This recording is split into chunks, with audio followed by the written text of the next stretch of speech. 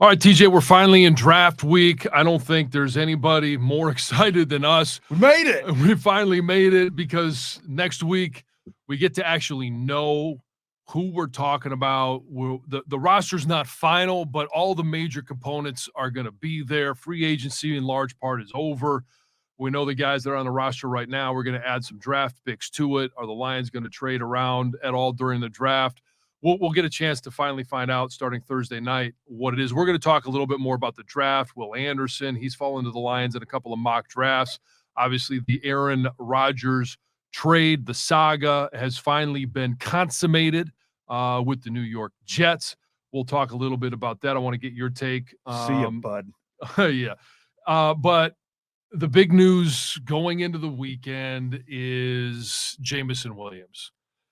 There were 4 Detroit Lions, and I don't know where you were when you heard the news, or if it was big news to you, but it is pretty big news that last year's number 12 overall pick, having sat out most of last year with the ACL, only caught 1 ball last year, and then he's going to start off not being a part of the team for the first 6 games because he's been suspended for gambling. He did it within the Lions facility.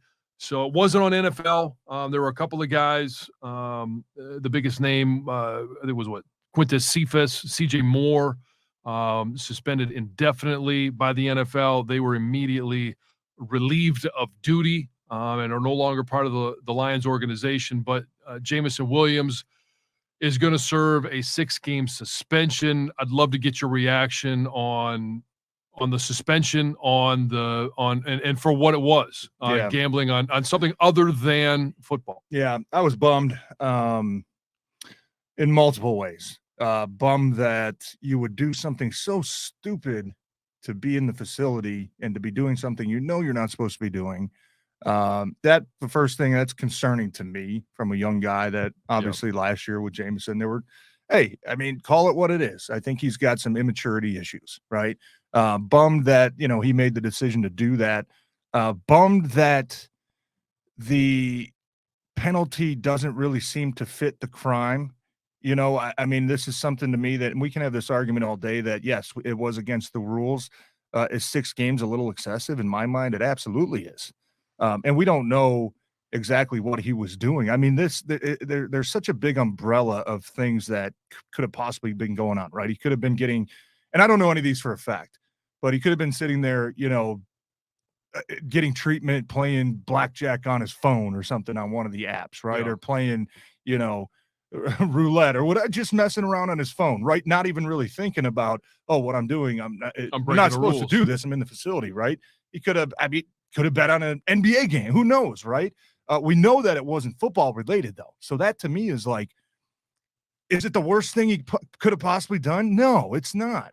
Does the 6 games match what he did? I think it's excessive. I think that the league is trying to find a way to make these penalties so severe to scare players away from doing this and to scare players away from betting on the NFL, right? And we saw that the guys that bet on actual football games, they got a full year suspension, right? And it started last year with the whole Calvin Ridley thing as well. Even that, we could argue, is that a little excessive if you're, okay, it is what it is. But I was just bummed with the whole thing because we've had such positive momentum surrounding this team really since last November. Yeah, since they were 1-6, right? We've finished 8-2. We've had a good 6-month roll where it's like, man, everything is looking so promising and so bright. And I don't think this is a huge wrench thrown into this team where it's like, oh my goodness, now we got to rethink, what the expectations are. I don't think the changes at that, but when you talk about a young player that everybody was going to be so excited about to see him play and see what this offense looks like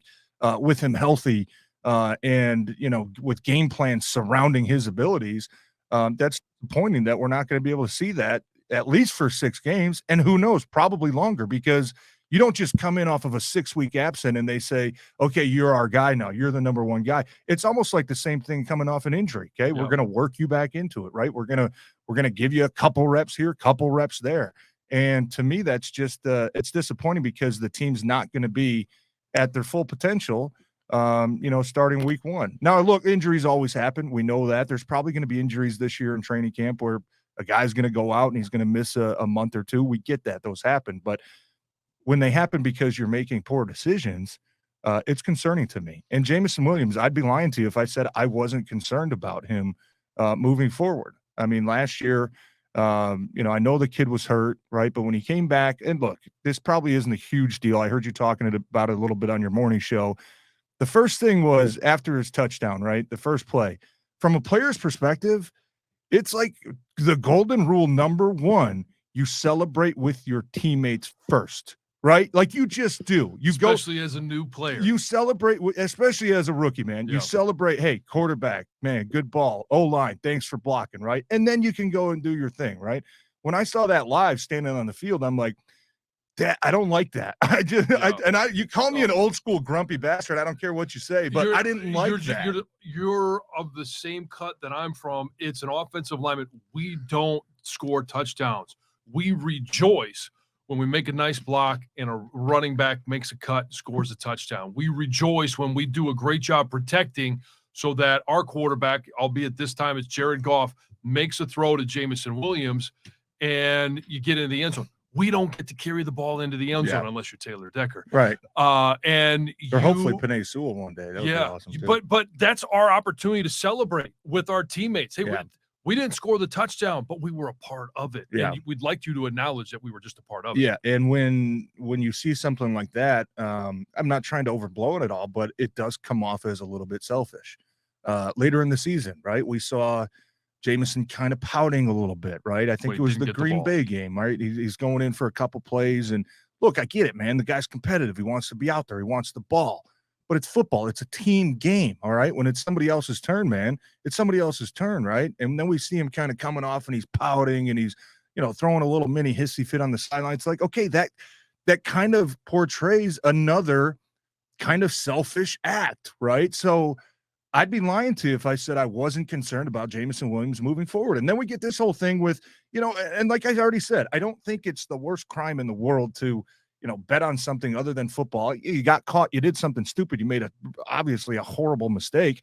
But then the day later or 2 days later, you're out in Vegas and who cares if you want to go to Vegas, dude, go live it up. You're a young kid with some money. Go do your thing. Have a little soft but you have to understand how it looks optically to everybody else. You just got popped for betting whatever you were betting, 6-game suspension, and you're out basically celebrating and broadcasting it to the world as if you don't IDGAF, right? That's what it looks like. And it's just, that's where I just think, man, if we're talking about, and where this is going to lead into another conversation about how does this affect their draft, because you're looking at guys, and we discussed last week the whole Jalen Carter possibility.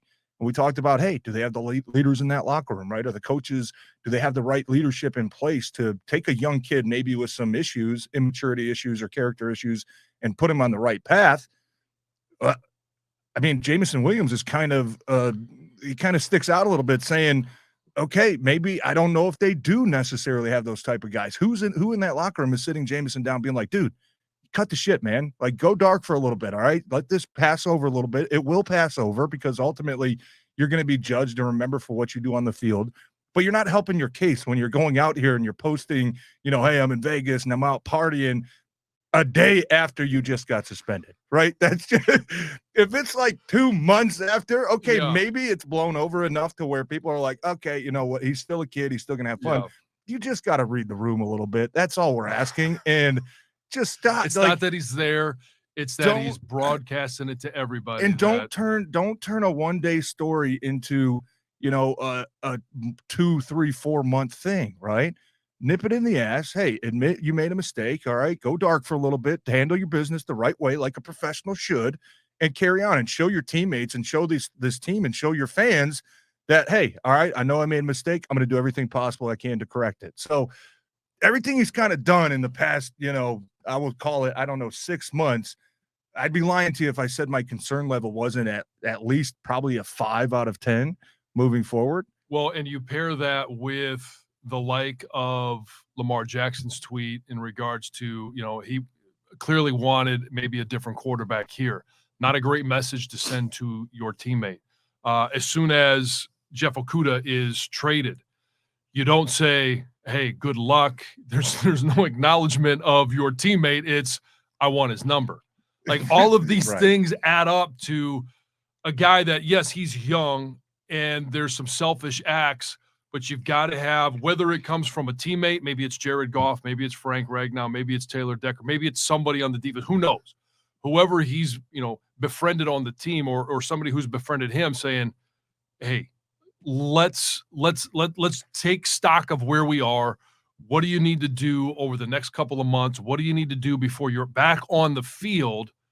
And let's start working on that. Yeah. And hopefully that happens sooner than later, because he's starting, John, and I don't use this term lightly, but he's treading down the path of becoming a diva.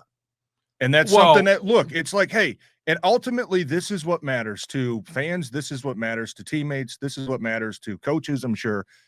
Perform on Sunday, right? Perform on Sunday. As long as you're getting the job done on Sunday, put up with all that shit. I don't care what you do Monday through Saturday. Yep. Don't go out there and get in trouble. Don't get arrested. Don't do stupid shit, but perform for me on Sunday. If Jameson last year when he came back was, took the league by explosion those last, 5-6 games that he played, and had a little bit of that track record to say, you know what, this is a kid that maybe we can get a little bit more wiggle room to, then this will probably be a different conversation. But we haven't seen that yet. And that's starting to, like I said, that's starting to worry me. But this is another conversation we had too, is when we talked about guys like, I'm not going to couple Jameson in with, I don't know Jalen Carter's situation. What we've heard was, hey, a little bit of concern there. We'll obviously see how that plays out here in a couple nights. But this is what I'm in the same camp as you, where you can't have everybody on your team, choir boys doing the right thing, just straight A student. You know what I mean? You can't have a full team of that. You got to have some dogs on your team. You got to have some guys that are going to be like, you know what? I wouldn't let him babysit my kids, but I'm glad he's on my team on Sunday. You know what I mean? Yes, and ultimately, as fans, this comes with the territory, man. Like if we're going to sit here and say, hey, I don't want a team full of guys that are just, doing the right thing all the time and just great people and everybody right. Yeah. This is going to be one of those consequences that every once in a while we're going to have a story like this. That's like, damn, man, like I hate it. I don't like it, but you know what? He balls out on Sunday. If he balls out on Sunday, that's all that matters. So Saturday night or Thursday night for the draft, I do want to let people know where to find us. If you're listening right now on the Odyssey app for the podcast, you can always find us on YouTube as well. Just search 97.1 The Ticket, and you can look at TJ's lovely face. If you want to see what's going on Thursday night, TJ, you're going to be down at Ford Field as well as Allen Park for the party, as well as the after party in regards to the reaction to the draft picks. You could catch me on 97onetheticket.com along with Karsh, Anderson, Stoney, Mike, Rico. A lot of the guys are we're going to be going live at different times throughout the night. I know Karsh and Anderson are hosting from 7:45 throughout the entirety of the first round. The rest of us will be jumping on and off for the entirety of that first round. But if you want to watch us, be a part of that conversation, go to 97onetheticket.com. But you mentioned how it impacts the draft. And I do want to talk about that in a moment. But how does it impact the offense? Because, okay, there's no more DJ Shark. He was in and out of the lineup last year. He was hurt. But you do have Marvin Jones Jr. back after a couple of years. Jameson Williams caught one ball last year. Wasn't a huge impact on the team. I know that the plans going into this season were that he was going to be a much larger part of the offense. Ben Johnson talked about, hey, we're going to use him all over the field. But in regards to the offense, Jared Goff, Amon-Ra St. Brown, now Marvin Jones, Josh Reynolds, you throw in there in the backfield David Montgomery, DeAndre Swift, the offensive line as we know it. Like, it was a top 5 offense last year without him. Do you expect it to have a huge impact? Sure, we're going to miss him. It's a weapon that we won't have, but they were able to perform without him. Yeah, I think it affects them marginally, I will say. Yeah. Because, now it's not like, you're going into week 1 and this happens on a Friday right before the game, right? And you've got to game plan right, and you've got to scrap everything and kind of start on Saturday and say, okay, we need somebody else to fill these roles. These coaches are going to have 5 months now to put together game plan, at least for the first quarter of the season without Jameson Williams, right? So I trust Ben Johnson. I think he obviously earned our trust last year with the way that he was able to scheme things and utilize different players, different weapons when need be. Even like you said, when Jameson played last year, the offense didn't really look that much different, right? There was a different threat of speed and the deep ball, but we only saw that one time, So it wasn't a huge issue in my opinion. I don't know what their plans were this year. I don't know if they were planning on Jameson coming in and saying, "Hey, listen, bud, you're our number one receiver. We're going to build this offense around you," or if it was, you know what, like you still got you still got a lot to prove, man. You still got a lot to prove, right? You're still a young player in this league. You only played 5 games last year, right? We're not just going to hand the offense over to you because you're a first round pick. You got to come in and earn it. And I'm leaning more towards the latter. I think it was going to be, hey, Jameson, you're a hell of a playmaker, but you kind of gotta earn it in this offense. We're not just going to hand you anything. So you listen, and I love the signing of Marvin Jones. I did. Marvin Jones was a fantastic player when he was here. I know he was always kind of a complimentary piece, whether it was to Golden Tate or whether it was to, Kenny Golladay when Kenny had a couple really nice seasons there early in his career. I think he can be almost a DJ Chark-ish player. I don't think he's got necessarily the same type of speed that DJ Chark had, with the burner speed. But Marvin Jones is a guy that, you just watch a lot of the 50-50 balls and the go balls. He's turning those into 80-20. He comes down with them majority of the time. So that to me is kind of a deep threat replacement, at least to kind of fill in that void when they're not going to have Jameson. So I'm not going into full panic mode at all when it comes to the Lions. My expectations have not changed. Right. I still expect their offense to not miss a beat, go out there. Hey, let's just carry the load until we get a playmaker back. My disappointment just comes from the fact that Jameson Williams made a dumb mistake. Yeah. And you were kind of hoping that everything we saw last year was just a young kid, kind of learning his way, year 2, right? Take that step. And obviously he's not off to a good start, but I think offensively, and I think this team, I think they're going to be just fine. So the draft, and you alluded to this just a little bit ago, in regards to that number 6 pick, do you think there's a JMO hangover and they don't want to take a guy with one of the first 2 picks that may have off the field issues? Yes, I do. I think that absolutely. And I know you weren't a Jalen Carter guy to begin with. I love the player, Jalen Carter. Right. What you're trying to build here, what your foundation already is he a guy that fits that play-wise? Now, like we talked about, if you're a veteran team and you bring a guy in like that, it's like, dude, give me your best on Sunday.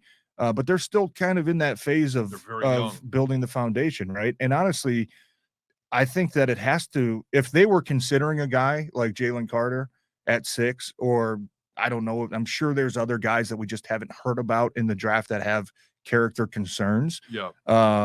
Maybe they start to shy away from that a little bit because, look, I think what you did last year was aggressive. Trading up to go to number 12, get Jameson Williams, make a big move. The guy's call it what it is, man. He's had a couple issues, right?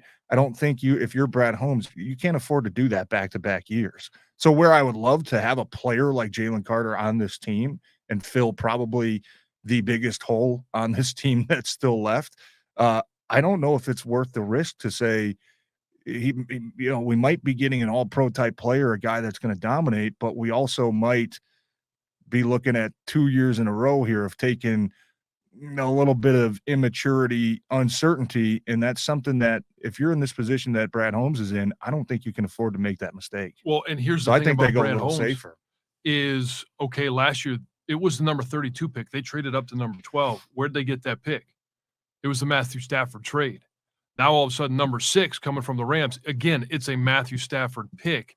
So are you then turning Matthew Stafford into Jameson Williams and Jalen Carter, where both guys may have, issues of staying on the field or being available? I know that you don't want perception to play into this, but perception is reality. And if you don't get anything in return for shipping off, Matthew Stafford to LA, where he turned it into a Super Bowl, I think that becomes a image issue, not necessarily image issue for Brad Holmes, but for being able to capitalize on opportunities that you've created for yourself, but weren't able to turn into product on the field. Yeah, and I don't think ultimately that Jameson is going to be a strikeout.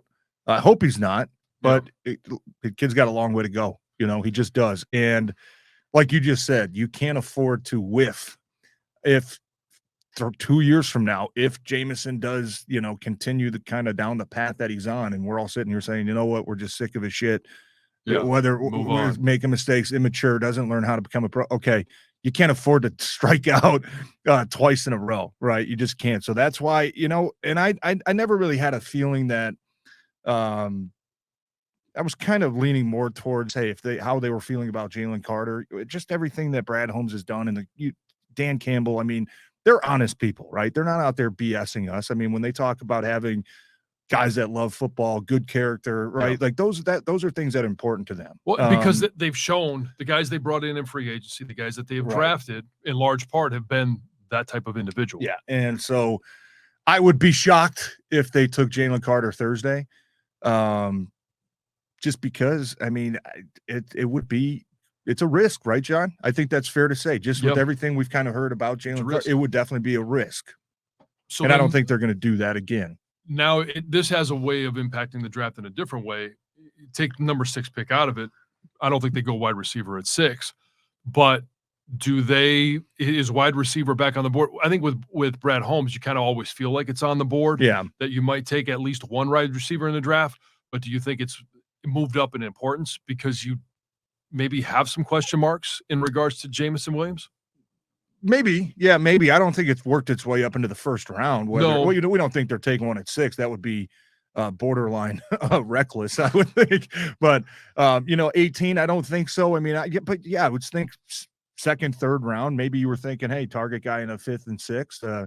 Maybe that moved up to 2nd, 3rd, 4th, where you're going to try to find a guy if he's still there. I wouldn't hate it. I mean, just you look, and I know that, the guys that they have, look, Marvin Jones isn't on a long-term deal. Josh Reynolds, I think he's got a year left. You don't have a ton of guys that you have future invested into. So I already expected them to add at least one receiver to that group so they can have a long-term plan there.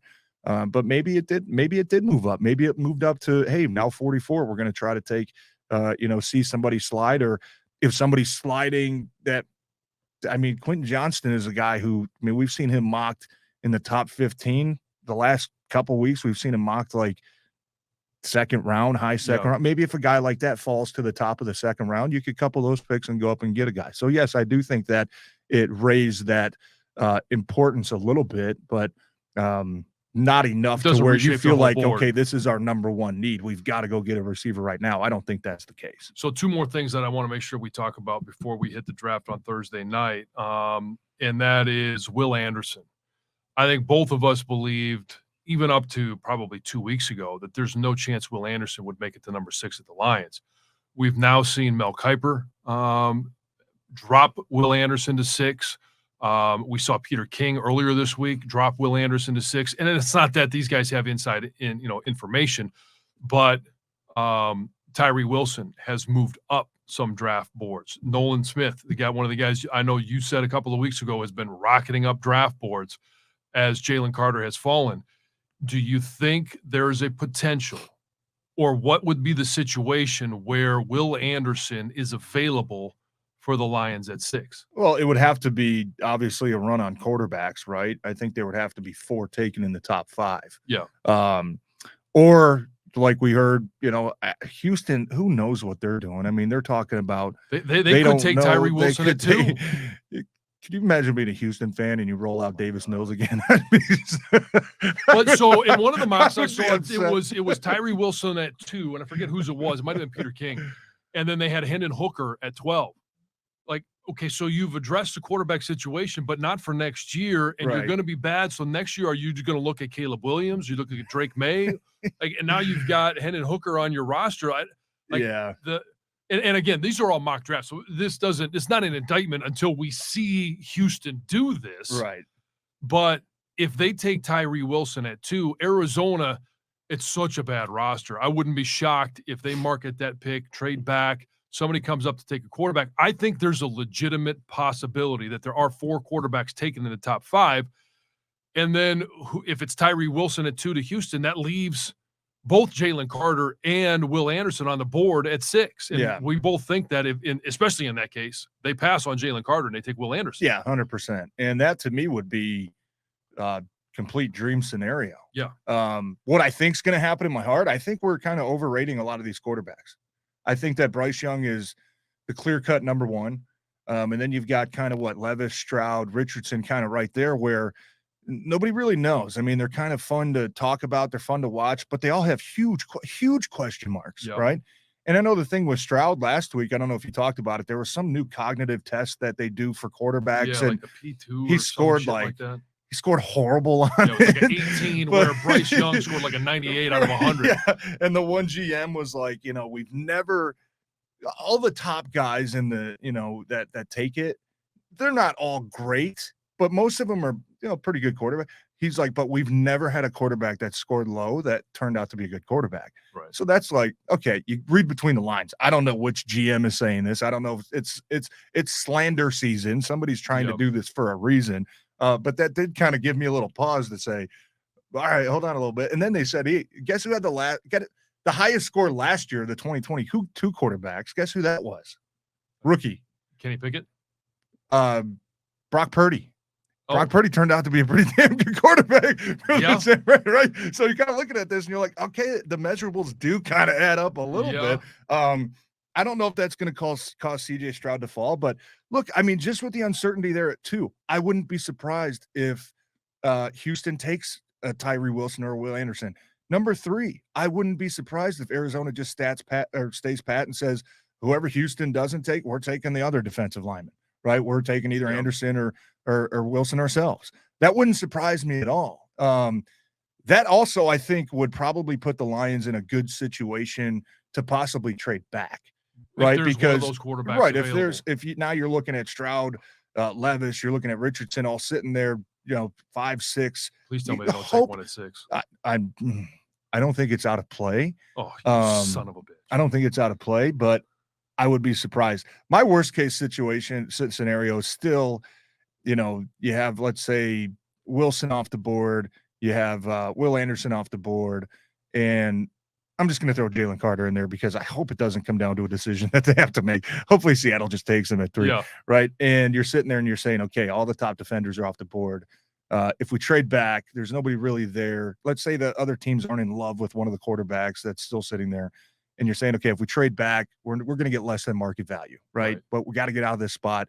Maybe we move from, 6 to, 11 or 6 to 10, and we pick up an extra 3rd round pick, whereas maybe we should be getting a 2nd. I don't know how you get your receiver there. You're right. Or they play it safe and say, you know what?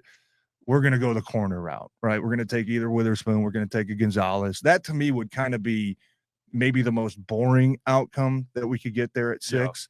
But I think it's kind of turning into the most likely situation that that's going to happen, because as much as we love to say we would love, and it would be a wet dream if Will Anderson sitting there at 6, I think we would turn that card in ASAP. I just don't think it's going to happen. I would be surprised if it did. I think it's unlikely as well. But I mean, it's possible. And here's why I still think there's going to be a run on quarterbacks, whether it's 4 would be a record in the top 5. It's a minimum of 3, which puts us in that precarious position.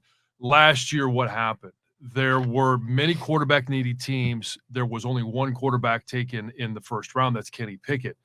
Everybody else fell way back because there just wasn't a talent there. You don't know every single year what that talent pool is going to look like. And maybe next year's a banner year for quarterbacks, but you really never know.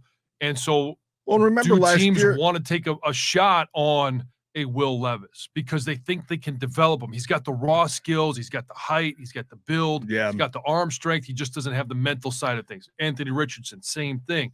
CJ Stroud, maybe it's the same thing, but you and I both know there are a lot of NFL GMs and there are a lot of coaches that think, you know what, you give me anything and I can make a star. Oh yeah. I'll fix him. I'm going to be the one that fixes him. Yep. Oh yeah. I'm the genius here. The only thing I would say is remember this time last year. I mean, Malik Willis was still being projected to be a top 5 There was pick. only one guy at the radio station here that thought Malik Willis, and I'm not going to name names, Doug. You know what I mean? It's like, so that's why we never know, man. And that's why draft night is always so exciting and just enamoring, because we're just like, oh my goodness, like what we thought was going to happen is not happening. Yeah. I got one question for you though. If you could call up Brad Holmes right now, let's just say it's Thursday night at 6 p.m. You could give Brad Holmes one piece of advice, something that you would tell him, hey, Brad, this is what you got to do. What would it be? I'll let you think about it. I'll give you mine first. I would tell him. I just say, don't fuck it up? I would say, Brad, well, that's, I mean, I know Brad Holmes has been pretty damn good in his draft. That would probably put a little pressure on him. Here's my advice I would give to him. Do everything possible to just trade up to number 3. Take Arizona's pick off their hands, move up to number 3, and get your guy. Whether that is Wilson, whether that's Will Anderson. Cut the bullshit. Don't sit there at 6, pussyfooting around and say, oh, now we're stuck with a corner. Now we're stuck with a trade back, or now we're stuck with something we don't want. Continue to be aggressive. We saw it last year. We saw you parlay that Matthew Stafford pick into Jameson Williams. That hopefully that works out one day. But I would give him the same advice. Be aggressive, man. You have this free pick, number 6. I don't care, honestly. Well, I mean, I do care what it costs. I'm not going to give up a ton, right. But I would say do everything possible just to move up to number 3 and get your guy. You know what? I would probably even say maybe even 2 or 3, because the wild card of Houston. Now, it's not a matter of what Houston will take, but it's who they may trade out of that position too, because the betting favorite is for Will Levis to go number 2. I don't think Houston takes Will Levis at 2, but if you look at, I think it's DraftKings has Will Levis as the minus 140 as of this morning to go 2nd overall in this draft. He's the one player, and I can't figure out why or what team it is, but if they're going to trade out, they're already fielding calls. So do I want to go up to 2? No, I don't think it's necessary.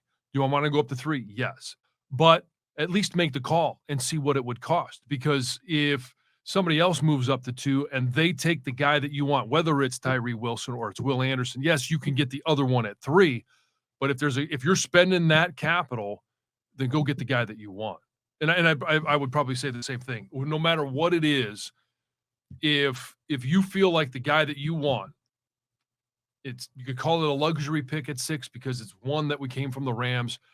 You go get him. Do what it takes to go get him, and then you come away in the first round saying, you know what, we got the guy that we wanted. Yep. We got the guy that we feel is going to add the most to this team in the next few years. Yeah, you maximized everything you've got for the Stafford return. You maximized, that 6th pick kind of being in that weird spot where you just don't know how it's going to play out. But don't sit around and wait, right?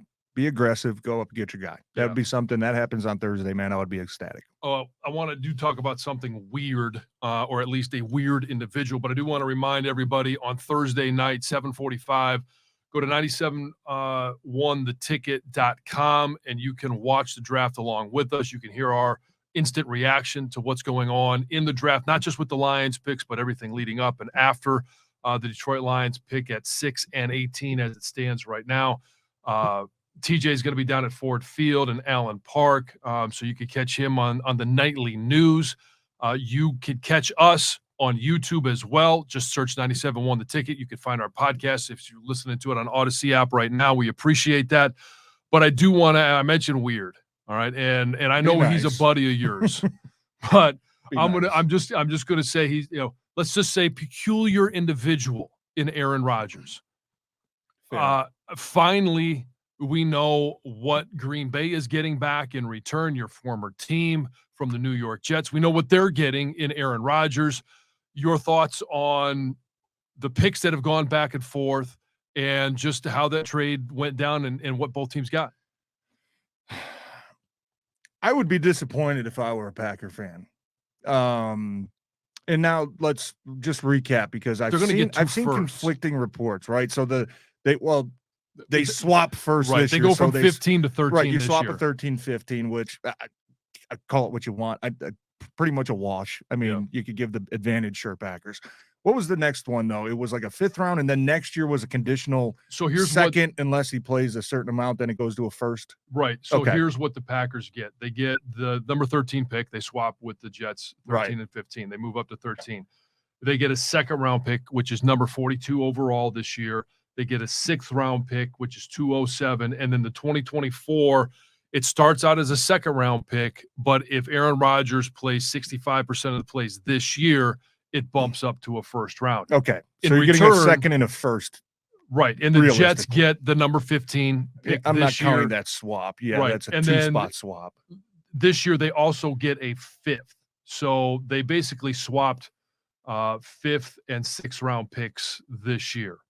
Yeah, I think that the return for a player like that is unbelievably not what we've seen the last couple of years, right? You look at a guy like Russell Wilson, you look at a guy like Matthew Stafford getting 2 for right. Younger. Okay, I get that, but if you're the Jets, you're obviously doing this to go all in. And if you were the Rams, you were doing it to go all in. Yeah, but if you're the Broncos, you're doing it to go all in. That might only play 1 year. What more are they going to give up? I get that. Well, he might retire after this year. Hell, he might retire before the season starts. Because I was saying probably last year or 2 years ago that the Packers should have traded him. Yeah, because you know that you're not. If the Packers would have traded him 2 years ago, coming off of NFC or lost in the NFC Championship game, but back-to-back MVP season, they probably could have gotten 4 or 5 first-round picks for him. Right, if so that's where I would have given that up. That's where I say the return to me is just it's a bit disappointing from the Packers' perspective. Just because you say we kind of pussyfooted around on this and kicked the can down the road, we would have been in a lot better spot if we just pulled the trigger and did it 2 years ago, right? So that's where look. I'm glad the trade finally went through. I mean, it seems like it's been nothing but drama the last couple months ever since this whole thing kind of came to light. What it ultimately does for me is. And I love Aaron. I mean, he's one of my good buddies. But from a Lions fan's perspective, like farewell, man. See ya. Because this was kind of the last straw I think that needed to fall into place for us, optimistic Lions fans, to say the realistic goal is to win the division. Right. Yeah. This was the last thing that needed to happen, and now that it's finally happened, it's like okay, the window is there, right? It's clear right now. We don't have to worry about. And look, I know obviously they beat them twice last year, so we could see the improvement tangibly on the field. But this was kind of the last straw to say, you know what, it's going to be us now, right? And you're going to still have to go out there and play. I know the Vikings are still going to be a team that are probably going to be a pain in the ass.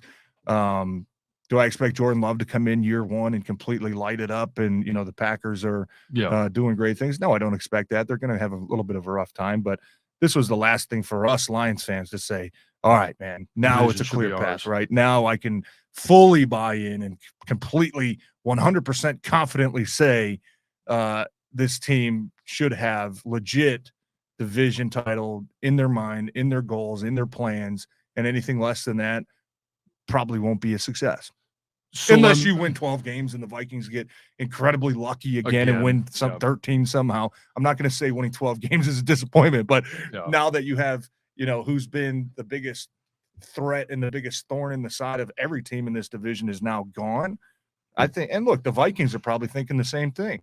The Vikings are probably sitting there saying, all right, man, like we got him out of the division too. They're probably feeling the same way we do, right? Yeah. Bears fans, I know they got a young team, but they're probably feeling a little bit more optimistic and a little bit hopeful. Everybody's a great quarterback yesterday, right? So we're all in the same boat, but I think that kind of finally cements our belief that this team should do some really good things this year on the field. Last thing I want to ask you are the Jets getting the Aaron Rodgers that won back-to-back MVPs in 2020 and 2021, or are they getting the quarterback that we saw last year?